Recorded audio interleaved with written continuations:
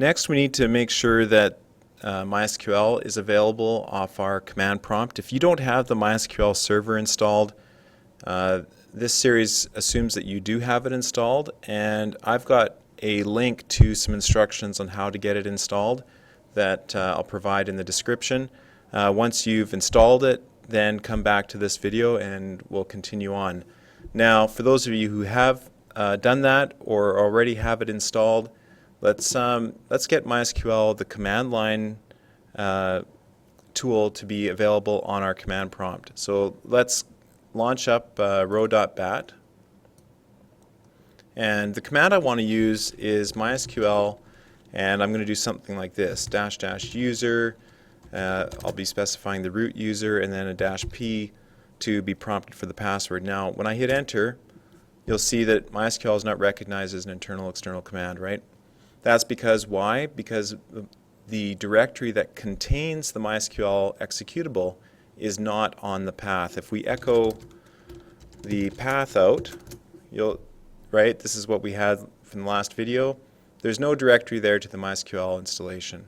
So to find, first of all, we need to find out where it's installed, and I'll walk through finding where mine's installed. I'll right-click on Start, open Explorer.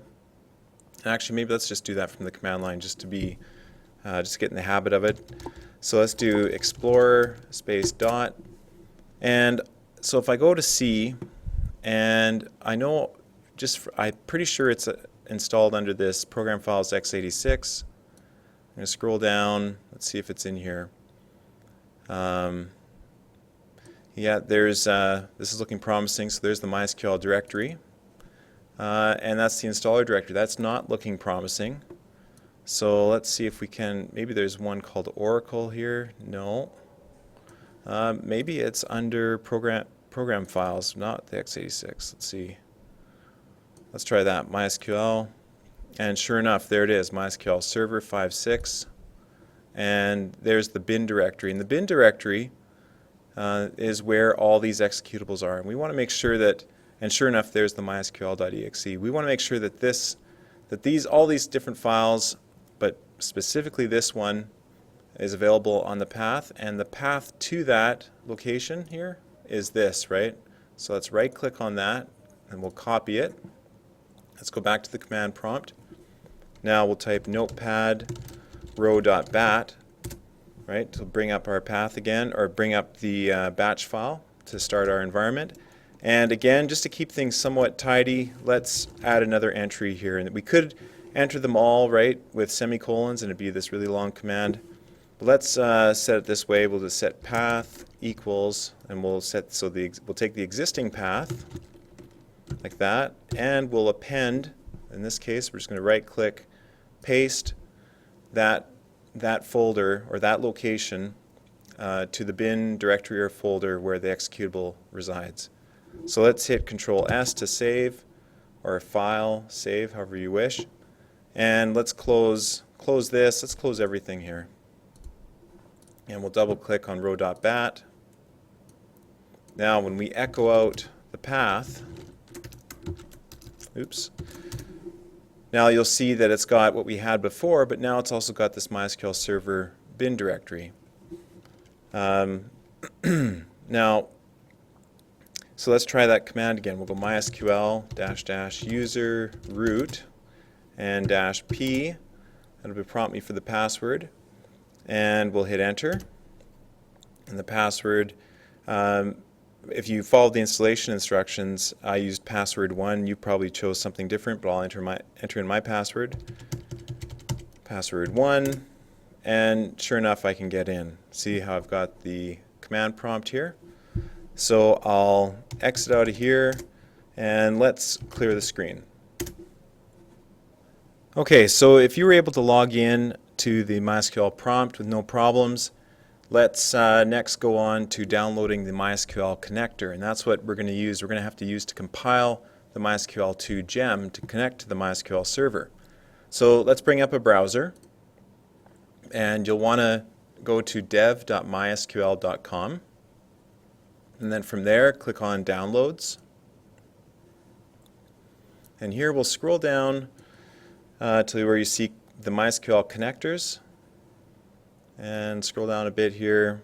We want to click on this one here, connector C lib MySQL client. Select that. And I haven't actually tried it recently, but the last time I tried the most recent version didn't work for me. So let's go with the tried and true. Go over here and click looking for previous versions. And you should see this one here, connector /C 602. Okay, so now we want to scroll down, make sure it's the 602. And we want to scroll down to this one here. It's the third from the bottom. Okay, and it's the MySQL connector C no install 602 win32.zip. Okay, make sure that we're going to be downloading this file. So then go over here, click download, and again, double check this, right? Make sure you got the right version. And we don't need to log in or sign up. We'll just skip that and start the download. Okay, so that downloaded, and for me it automatically opened up this the zip file. Now, if it didn't do that for you, let's click on Downloads, okay, like that, and then just go right-click and Extract All, okay? And see here now it's asking me where I want to extract it. Let's just do it right here in Downloads, just for the sake of simplicity. Okay, so now I've got the connector here. Let's right-click on this and click Copy. So I'm copying the folder here, right? Right-click, Copy. And let's take that and go over to C, go to Row, and right-click Paste the directory into this directory. What we've copied into this directory, into the row directory. Okay? So next, what we'll do is let's bring up our command prompt. So let's close this window, close this one. Let's minimize the browser. If you have the command prompt open already, that's okay. So now when we hit dir, you'll now see that we've got the MySQL connector right in there. If we cd into it, cd m and hit tab, see how easy that was? Then click or hit enter, and then dir. And you should see that we've got a bin folder or a directory, include directory lib, and everything looks good there. So now let's cd back up a bit. So we're going to go cd ... to go to the parent. And now we're going to try installing the MySQL 2 gem. Right from the command line, there's a command called gem.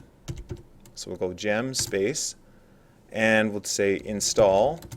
And we're going to do MySQL 2 space.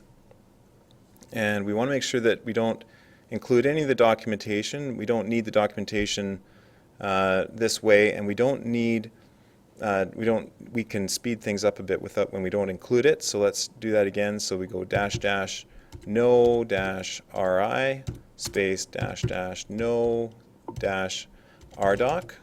Okay, and then now we want to specify a command that's going to go to the compiler, and we do that by typing -- and then a space. And so what happens is these commands arguments go to the gem command, and then anything that follows an empty -- like that goes to the compiler. And we want to say we want to specify -- with -mysql -dir equals, and we're going to type in C:\\, and we're going to do ROW \, and then we're going to type that M for MySQL and hit tab, just like that.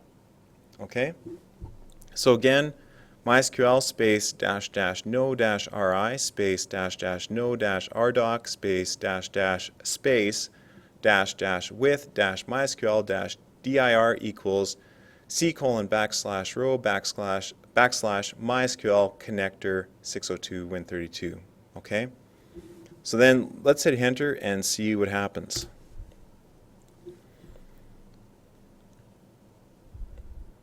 So you can see here that it is using devkit. It says it's building the native extensions, and we've specified the directory to the connector. It's telling us that it might take a little while.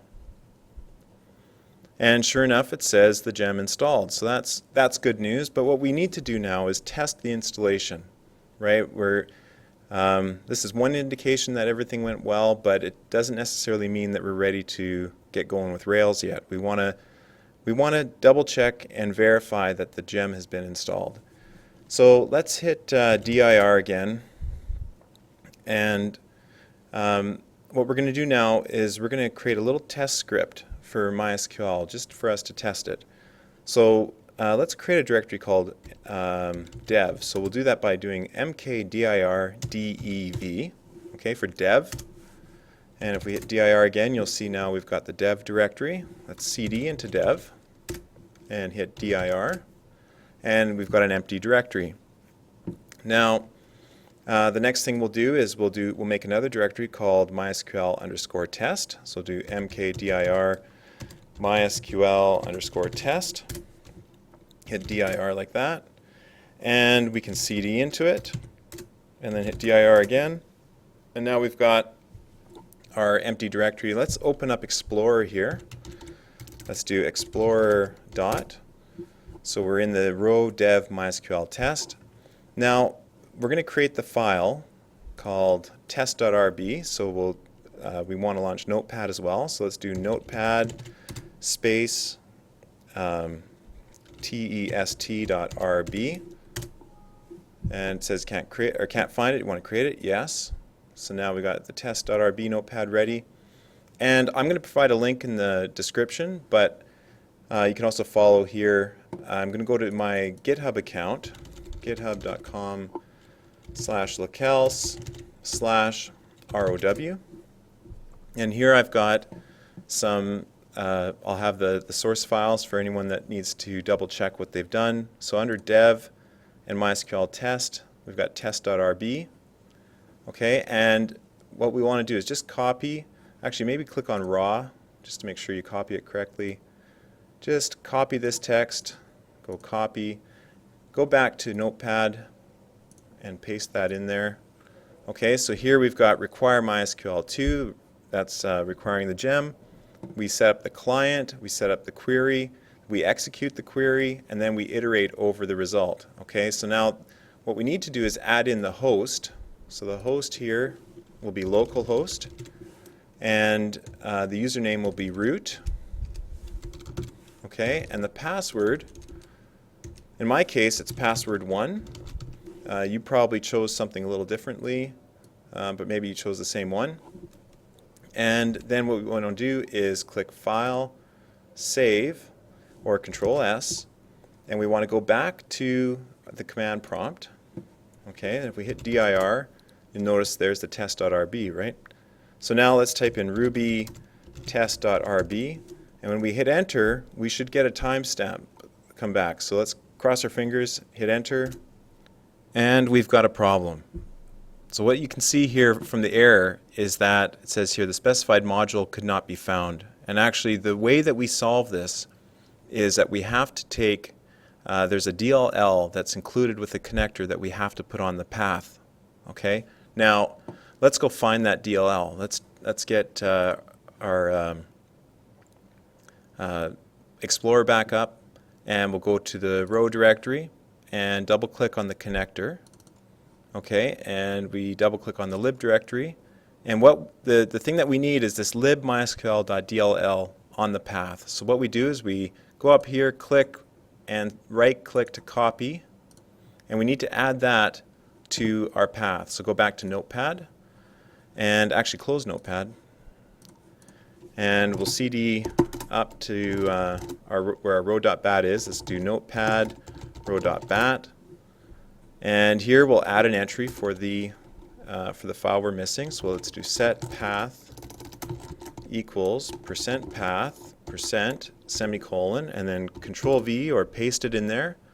Let's do file save, close Notepad, close the command prompt, and we'll close this. We'll minimize the browser and double click row.bat to get the command prompt up.